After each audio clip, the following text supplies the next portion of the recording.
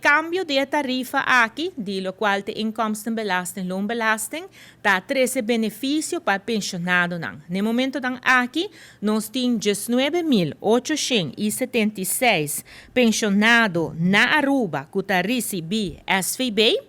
So, tem mais gente, pero sa aqui não está em exterior. Pero de Sunan que está na Aruba, tem 19.876 pensionados de SVB na Aruba.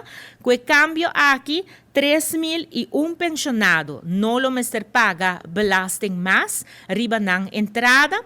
E 2.392 pensionado que ta sige paga loonbelasting aqui, lo hasi sa que ora enang na tarifa que ta reduzi. Pues pa kinang seguro sa que ta 13 alivio pa isnang kuting mas pensão, essa aqui mais claro, lo hasi ora nang diferença também. Pues pensionado não também que cambio aqui não lo beneficia grandemente.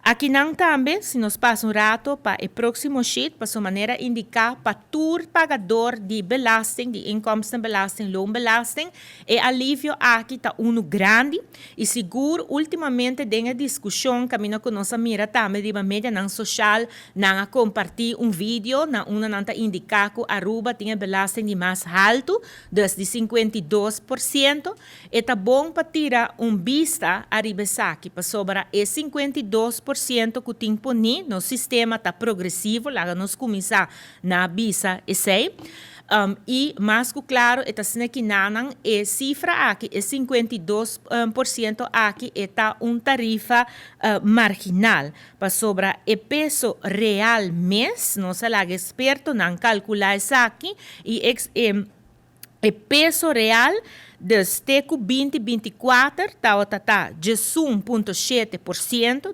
esse peso real de lo qual que a gente não paga, na lo qual que está belasting arriba ng entrada, e agora mais que claro que o cambio não que abinha aqui não para 2025 o peso de fiscal aqui está baja até na 8,8%.